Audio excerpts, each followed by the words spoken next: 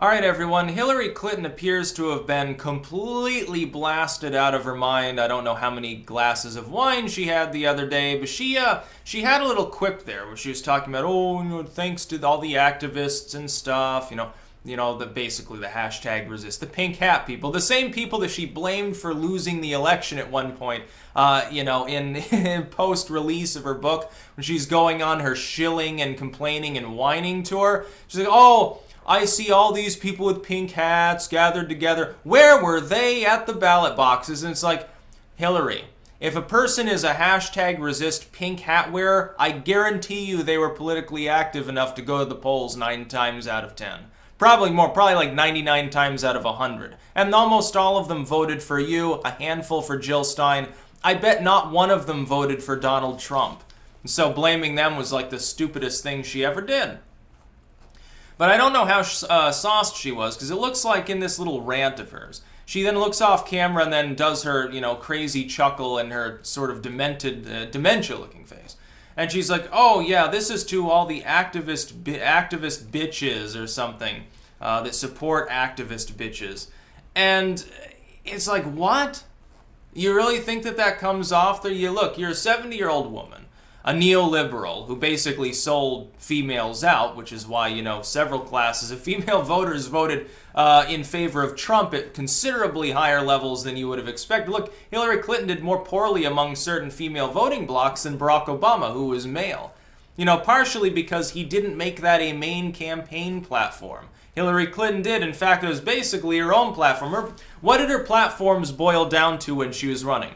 I am not Trump. Trump is big orange meanie, might press little red button. Just ignore what I said about Gaddafi or about Iran or any of these things. He's the one that's the warmonger. Yeah, that makes sense. I have a vagina, and I have a D after my name. My name is Clinton. Hi. There's her platform. That's a pretty shitty platform. It's not the sort of platform that you would want to stand on because you'd probably fall through the worm-eaten boards. That's why you lost the election. As for the activist bitches that are being applauded by Hillary Clinton, look, I don't think they need your help. I don't think that most of them want your help. At this point, I think most of them want you to shut up. Especially when you do stuff like this that, it's supposed to be impromptu, I guess. But it's clearly scripted, like everything that she says. And it looked a little bit like the last time that she did something like this, was really when she made that pre-recorded message to, what was it, the AFL-CIO or some major, sort of the blue-collar workers union things. Now, I remember, and it was like, why aren't I, 50 points ahead? Well, it's because, obviously Donald Trump is racist. He's brainwashed people. That's the last time that she looked that unhinged. Even on the night after the election, when she clearly she had to have some eye drops in at that point. Even then, she looked more upright than she looked in this video. And it's like, Hillary, will you please just retire from the limelight? I know that you need it to, you feed on it and feel like you're special and everyone loves you. Trust me, you're pissing off people who otherwise would be fairly positive towards you, namely Clinton voters. It's gotten to the point where half the people that voted for Clinton no longer approve of Clinton. She's not even in office. She's got lower approval than Trump by most metrics. And Trump's the one he takes a beating every single day by the lamestream news media. She gets handled with kid gloves. People still hate her more. So she needs to stop. I don't understand. Who's advising her to do this stuff? Which person around Hillary Clinton actually is dumb enough to tell her, yeah, it's a good idea to cut this little thing and put it on Twitter. Yeah, this is a good idea for a tweet. Yeah, it's a good idea to make this video where you come out wearing a pink hat and skateboarding around and saying rad and tubular over and over. That's her idea of what cool is. She's locked in 4 decades ago. She's living in the past, like back when she wasn't demented and old.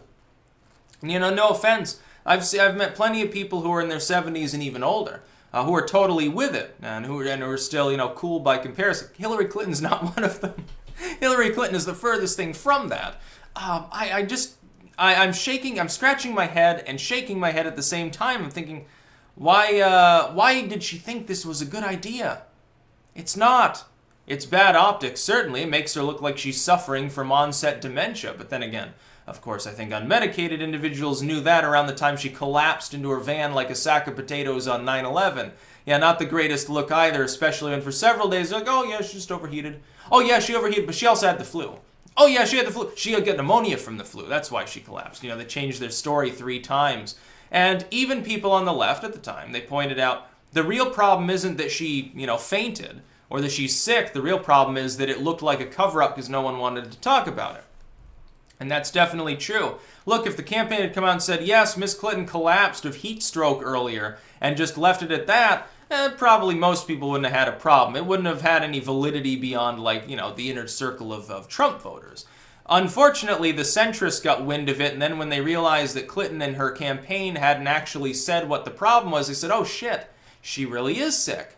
All of those little messages implanted in their brains by the Trump fans, by the Keck posters, and they ended up taking root a little bit more on that fateful day and the days thereafter when Clinton kept blaming it on it was a hot day. Ooh, it was so hot, it was like 65 degrees, dude. Oh, I barely stand at that point. It's like, why don't you not wear your Kim Jong-un dictator outfit then? Maybe you could wear something a little bit cooler. Maybe you don't want to show off your spoiled figure. It's got all of the dimensions of a sack of rotting milk. It's begun to turn to cheese. And that's basically what her brain apparently is doing. She's got so many problems with her public outreach. Every time she speaks, it doesn't click with anybody because I don't think she realizes how out there she actually sounds at this point.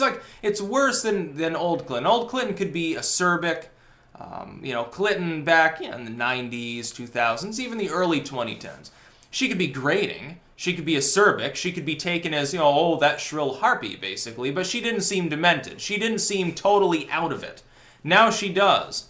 That's even worse. Actually, she's less grating now. She seems more like an indulgent, almost kindly figure at times because she's such a drunken sot. Like the sort of person, one more drink and she'd be singing sea shanties and saying, oh, I love you guys. I just love, oh, I never meant it about Trump. Oh, I love him too. He's just such a beautiful man. That's what I expect. You remember that video of George W., I think right before he was the governor. And there are some frat boys there. And I guess he stumbled out of a bar and he was drunk off his ass. And he was calling everyone beautiful. That's what I imagine that Hillary Clinton would do. She didn't have a couple handlers to restrain her and to keep the photographers at bay, to keep people from noticing how fucking sauced she is. I think we'd have one of those moments for her as well. It'd be so funny, dude. It's so great to watch her meltdown. I mean, she deserves it. It's like her brain is now beginning to resemble the pothole and crater and bomb-strewn countries that she helped to destroy in the first place. And her sanity is fleeing much like 500,000 Syrians before the various drones, bombs, and militant groups funded by Barack Obama and his good friend, Secretary of State Hillary Clinton. That's basically what it boils down to. So it's good to see her suffering with dementia, which she clearly is. I don't think there's much of a question after this. Even her fans are like, well, what the hell is going on? Some people, like the hardline radfems, were retweeting it. But the thing is, look, Hillary Clinton is laying the groundwork for some real fucking problems for the Democrats because you're going to have to reconcile some millions of pissed off third wavers with blue collar and Rust Belt voters. They don't have time for that bullshit.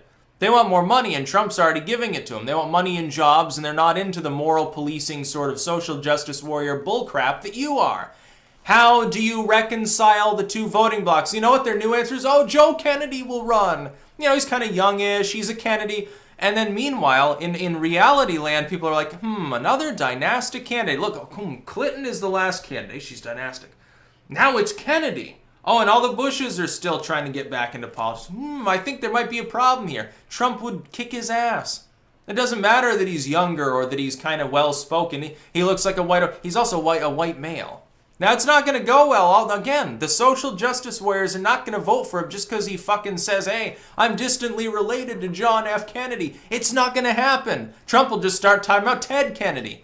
Oh, women's rights, like when Ted left his girlfriend to drown to death that time? Whoa! What a wonderful time that would be on the campaign trail. No, the dude would know better than to run. Let John Kerry be the whipping boy for Donald Trump. Let him be the one that gets beaten up. If Joe Kennedy wants to run, he should wait until after Trump's out of office. I'm going to give him that piece of advice. You're not going to like the repercussions if you lose against Donald Trump after all the shit that's been thrown at him for, his entire first term by that point. You're not going to like the repercussions. You're never going to step foot in the White House. You're never going to get a cabinet position at that point. You won't even get back into Congress. Nobody's going to want to talk to you. You'd be lucky to be a dog catcher at that point. It's not a great idea, dude. Not a great strategy. You may think so. There are a lot of Democrats that want to run you. Don't do it. Let Kamala Harris lose. Let somebody who can't win anyway lose. The Democrats should keep that in mind too. You've got someone who is feasible, who is potentially viable. A little bit on the young side, I think, at this point to be viable, maybe. Save him aside for, after second-term Trump, which is probably at this point what you get. Or put him in as a VP candidate. Put him in as a running mate or something. That would be my advice to them. Not that it'll get taken. Some people are like, oh, don't give your enemy advice. Well, Democrats, Republicans, kind of the same to me. They're not really my enemies, and they're too dumb to actually take the advice of people that know what they're fucking talking about. If they were taking the advice of people who knew what they were talking about, the Democrats' last campaign would have been such a freak show. Meanwhile, Hillary Clinton, their candidate, is already demented. A year later, it's kind of obvious that she's fucking nuts. And people who said it at the time, oh, conspiracy theory. No, she's not demented. No, bullshit. She was already showing signs of it then. You look at her spazzing out anytime a bright light or sudden multiple chatter comes at her. Yeah, that's totally normal, dude. Totally no disorders there whatsoever. That's about all. Peace out.